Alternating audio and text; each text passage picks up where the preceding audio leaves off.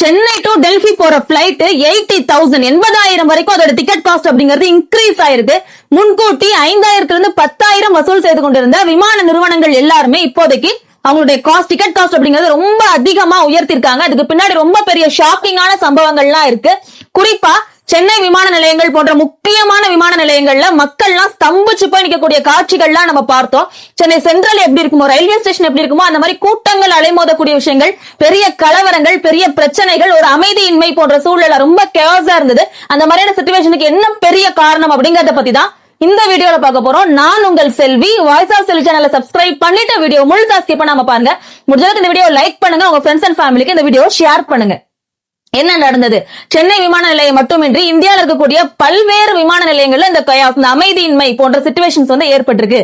என்ன காரணம் அப்படின்னு பார்த்தா, பிளைட் எல்லாம் திடீர்னு ரத்தாகுது. இதுதான் முதலுடைய சினாரியோ. இப்போ கடந்த 2-3 தினங்களாக இந்தியா அதிகமாக பேஸ் பண்ணக்கூடிய இஷ்யூஸா இந்த பிளைட் இஷ்யூ அப்படிங்கிறது மாறி இருக்கு. முக்கியமான டிராவல் பண்ணக்கூடிய மக்கள் முக்கியமான நிகழ்வுகளுக்காக தான் பிளைட்டை சூஸ் பண்ணுவாங்க. அவங்களுடைய டைம் கன்சம்ஷனுக்காக, டைமை சேவ் பண்ணணும் அப்படிங்கிறதுக்காக. அப்படி இருக்க டைம் கன்சம்ஷன் குறையும் இல்லையா இந்த மாதிரி பிளைட்டை டிராவல் பண்ணும் பொழுது? அப்ப அது எல்லாமே இப்ப என்ன ஆகுதுன்னா ரத்தாகிறதுக்கு ஆரம்பிக்கும் பிளைட் எல்லாமே. மக்கள் அதிகமாக அவதியுறுகிறார்கள், நோயாளிகள் பாதிக்கப்படுகிறார்கள், முக்கியமான நிகழ்வுகள்ல கலந்து கொள்ள வேண்டிய உறவினர்களினுடைய பிரசன்ஸ் அப்படிங்கிறது இல்லாம போகக்கூடிய சிச்சுவேஷன் அப்படிங்கிறது ஏற்பட்டிருக்கு. எதுக்காக பிளைட் ரத்தாகுது?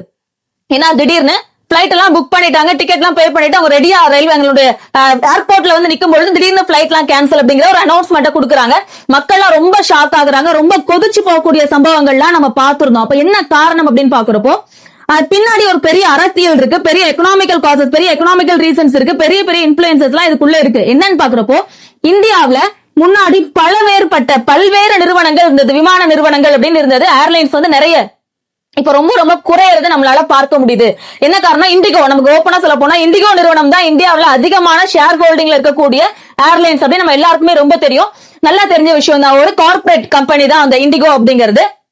இன்டர் குளோப் அப்படிங்கிற பேர் தான் இண்டிகோ அப்படி சொல்லி மாத்தினாங்க. 2005 ஒரு பெரிய ப்ராமிஸ கொடுத்துட்டு இந்தியாவுக்குள்ள இந்த நிறுவனம் உள்ள வந்தாங்க. என்ன சொன்ன, ஒரு இந்தியாவை தலைவராக கொண்ட ஒரு நிறுவனம் தான் இது. ஆனா ஒரு இந்திய மல்டிநேஷனல் கம்பெனி, எம்என்சி மாதிரி இருக்கக்கூடியது இந்த இண்டிகோ அப்படிங்கிற நிறுவனம். கிட்டத்தட்ட 8,000 பிளைட் அப்படிங்கறது அவங்களுடைய கைகள்ல ஓன் பண்ணி வச்சிருக்கக்கூடிய ஒரு பெரிய நிறுவனம்.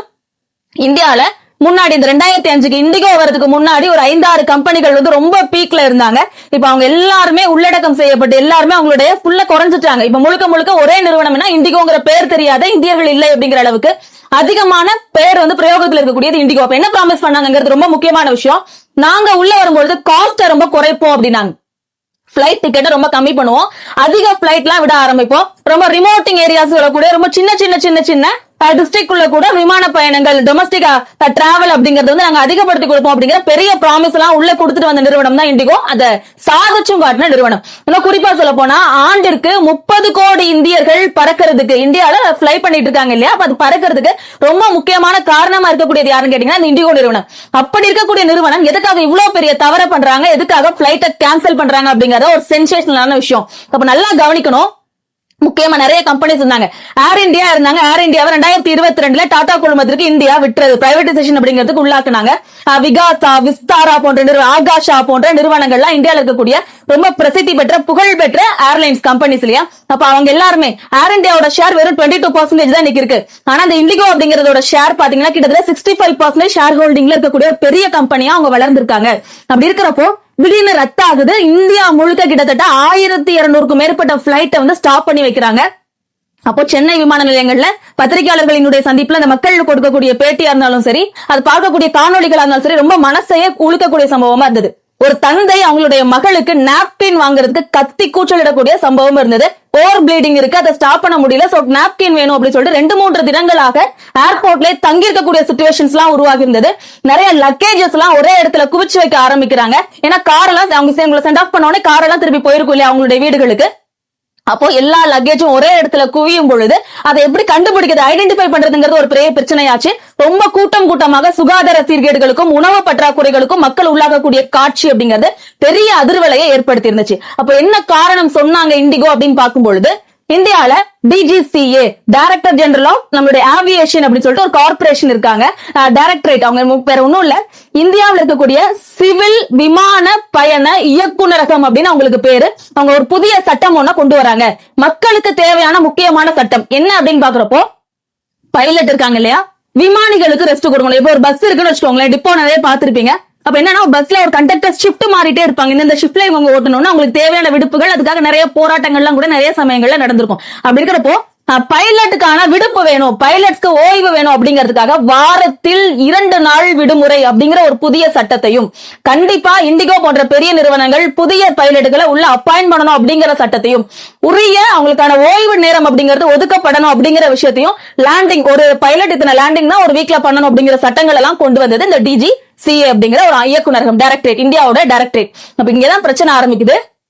பைலட்டுக்கு ஊதியம் கொடுக்கறதுக்கு மறுத்து புதிய பைலட்டை சேர்க்கறதுக்கு கடந்த ஆகஸ்ட்ல இருந்து இதுக்கான சட்டங்கள்லாம் வரதுக்கு ஆரம்பிச்சிருச்சு. ஒவ்வொரு பாயிண்டா ஸ்டெப் பை ஸ்டெப்பா இம்ப்ளிமெண்ட் பண்ண ஆரம்பிச்சாங்க.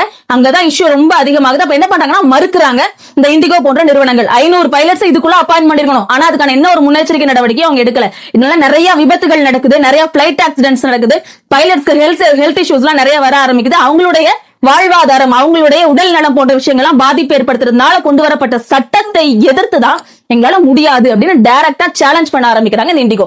என்ன காரணம்னு பாக்குறப்போ, மோனோபோலி, முற்றுரிமை அப்படிங்கறது ஒரு பிரைவேடைசேஷன்ல ஒரு குறிப்பிட்ட நிறுவனத்திட்ட போய் சேரும் பொழுது அரசாங்கம் அச்சுறுத்தலுக்கு உள்ளாகுங்கிறத நிறைய இடங்கள்ல நம்ம பார்த்திருப்போம். அதுக்கான ஒரு பெரிய எக்ஸாம்பிள் இப்போ இந்தியால நடந்துட்டு இருக்கு.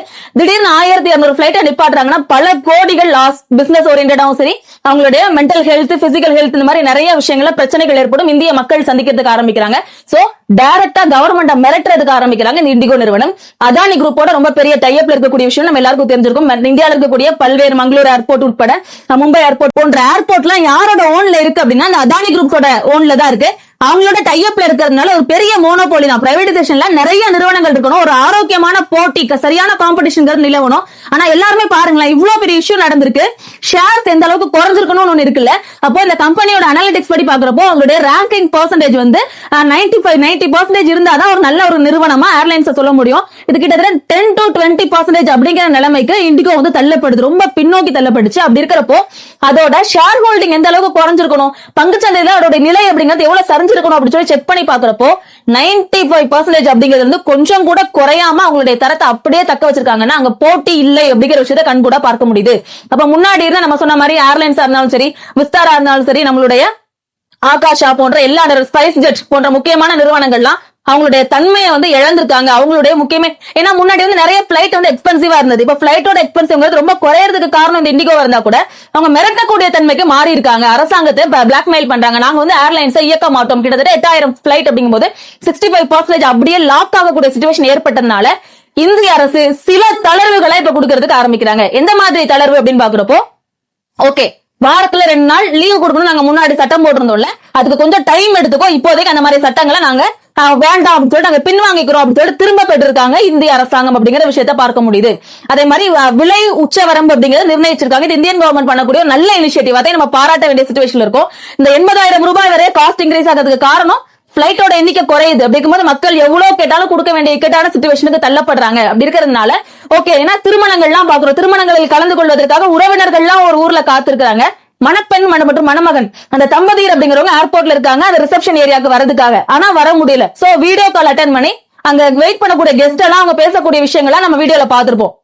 இந்த மாதிரி நிறைய சம்பவங்கள் இந்த ஏர்லைன்ஸை சுத்தி நடந்துட்டு இருக்கு. இதுக்கு பின்னாடி ஒரு பெரிய ட்ரேட் அப்படிங்கிறது முடங்குது. இந்தியாவினுடைய பொருளாதாரம் ஒரு பெரிய சீர்குலைவை சந்திக்கிறதுக்கு காரணம் ஒரே ஒரு நிறுவனத்தினுடைய கைகள்ல ஒட்டுமொத்த விமான பயணம் அப்படிங்கறதும் கொடுக்கப்பட்டது, அவங்களுடைய பொறுப்புகளும் ஒப்படைக்கப்பட்டதுதான் காரணம் அப்படிங்கறதுல எந்த ஒரு சந்தேகமும் பின்வாங்குதலும் இல்லை அப்படிங்கறது தெளிவா நம்ம பார்க்க வேண்டியது இருக்கு. முடிஞ்ச அளவுக்கு அந்த வீடியோவை லைக் பண்ணுங்க, ஷேர் பண்ணுங்க. உங்களுடைய கருத்துக்கள் இந்த ஏர்லைன்ஸ் பத்தி என்ன இருக்கு அப்படிங்கிற விஷயத்த கமெண்ட் செக்ஷன்ல பதிவிடுங்க. இந்த மாதிரி உடனுக்குடன் இந்தியாவில் நடக்கக்கூடிய எல்லா விஷயங்களும் இன்டர்நேஷனல் லெவல்ல இருக்கக்கூடிய பாலிடிக்ஸ்ல இருந்து, சோசியல் இஷ்யூஸ்ல இருந்து, நம்மளை சுத்தி நடக்கக்கூடிய எக்கனாமிக்கல் காசஸ்ல இருந்து எல்லாத்தையும் உங்களுக்கு உடனே அப்டேஷனா வேணும்னு நினைச்சீங்கன்னா, குறுகிய காலத்துக்குள்ள முழு கண்ணோட ரொம்ப பாமர மக்களுக்கு புரியுற மாதிரி சேரணும்னு நினைச்சீங்கன்னா வாய்ஸ் ஆஃப் ஸ்டோரி சேனலை சப்ஸ்கிரைப் பண்ணி சப்போர்ட் பண்ணுங்க. தேங்க்யூ.